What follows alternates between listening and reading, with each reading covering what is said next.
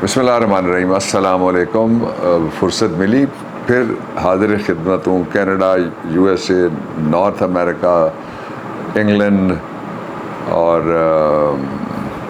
France, Italy, Belgium और Germany और जहाँ जहाँ मिडल ईस्ट के जिन जिन मुल्कों में ओवरसीज़ पाकिस्तानीज़ हैं उनको मैं एक अच्छी ख़बर भी आज देना चाहता हूँ, जो आपको मैं आगे चल के बताऊँगा। उसके साथ ही दो तीन चीज़ें जो बहुत इम्पॉर्टेंट हुई हैं और हो रही हैं वो मैं आपको बता देता हूँ। सबसे पहले तो ये कि कल से अल्लाह रब्बुल इज़्ज़त ने बड़ा करम किया जब से कि हमारी हुकूमत फिर से सही जो जीता हुआ हमारा ग्रुप था वो आ गया कोएलिशन बरसर इक़्तिदार पंजाब में। तो वहाँ जो इंतज़ामी अहदेदार हैं और जो कैबिनेट है उनका डिसीजन हो रहा है। कल भी मीटिंग्स हुई, आज भी मीटिंग हुई और इंशाअल्लाह अज़ीज़ होपफुली विदिन 24 आवर्स ये कैबिनेट अपना हल्फ उठा लेगी। उसके बाद जो एजेंडा आइटम नंबर 1 है कैबिनेट का और 2 है और 3 है वो मैं आपके सामने रखता हूँ। एजेंडा आइटम नंबर 1 जो पाकिस्तान तहरीक इंसाफ की बहाल होने वाली गवर्नमेंट का काबीना का है वो ये है कि इंशाअल्लाह अल्लाह ताला के फजलो करम से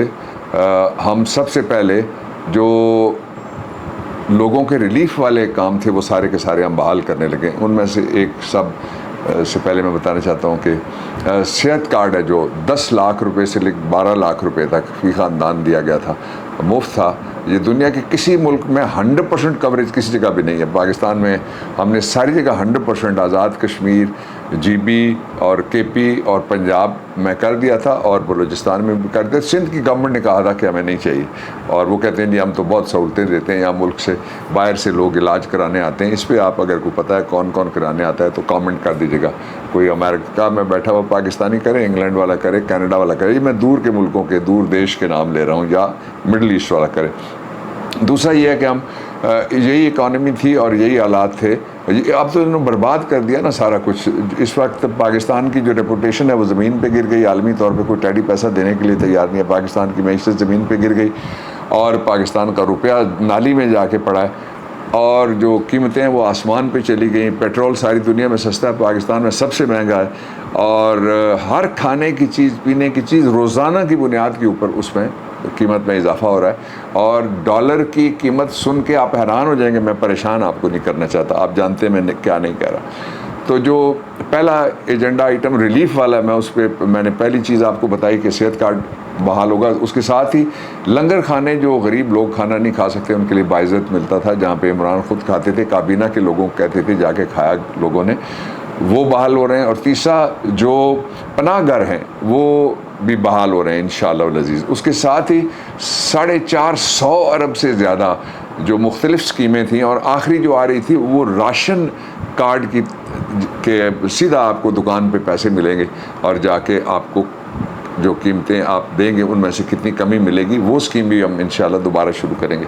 वो सारी स्कीमें जो पाकिस्तान के गरीब आवाम को बराह रास्त उनकी इज़्ज़त नफ्स मजरू किए बगैर और 2000 खींच के इस तरह का काम, अस्तग़फिरुल्लाह, उन्होंने कोई बाप के घर से नहीं 2000 दिया और मिला भी किसी को नहीं है। तो ये सारे का सारा इंशाअल्लाह अज़ीज़ बहाल हो रहा है। और बड़ा एजेंडा ये है कि पंजाब में वो 25 मई हम नहीं भूलेंगे जब घर की चादर और चार दीवारी की इसमत दरी की गई। लोगों के घरों में जंप मारे पुलिस वालों ने और सफ़ेद कपड़ों वाले ने। पता नहीं उन सफ़ेद कपड़ों में कौन बदमाश था, कौन गुंडा था, कौन उठाई गिरा था, कौन कनटुटा था।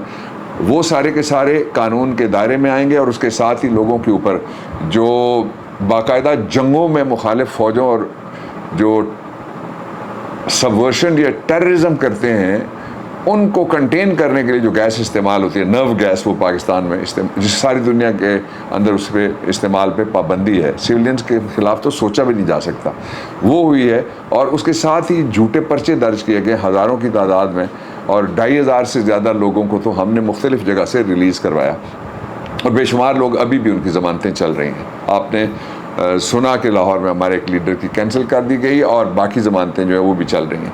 ये सारे वो एक मैंने आपको मजमूई सूरत हाल की दो बातें हट के ज़रा जो बताने वाली थी वो मैंने आपको बता दी। अब जो तीसरी बात मैं आपको बताना चाहता हूँ वो भी हट के है। वो ये है कि कहते थे कि सबूत दो कि इमरान खान को कहाँ से ख़तरा है। आज जो हमारे उमर अयूब हैं एडिशनल जनरल सेक्रेटरी, वो सबूत लेके आज थाना में चले गए और वहाँ जाके बताया कि एक वीडियो निकली है। और वीडियो कहाँ से निकली है? ये वो फैक्ट्री वाली वीडियो नहीं है जो खातून वीडियो बनाती है और ये जो ऑडियो बनाती है, लेकिन अजीब इत्तेफाक ये है कि उसके चचा के दफ्तर की ये वीडियो है और प्राइम मिनिस्टर सेक्रेटेरिएट शाराय दस्तूर पे सुप्रीम कोर्ट के साथ वो बिल्डिंग है, उसके वो अंदर बैठे हुए लोग हैं और एक आदमी उनमें से वो FIR मेरे ख्याल में अपलोड हो गई होगी और कंप्लेंट अपलोड हो गई होगी, इसलिए उसको आप देख लीजिएगा कि एक आदमी कहता है कि मैंने पहले भी बारहा कहा है इमरान खान को ठिकाने लगाना पड़ेगा, और फिर ये बार बार दोहराता है, वहाँ भी कहता है कि फौरी तौर पे इसको ठिकाने लगाया जाए।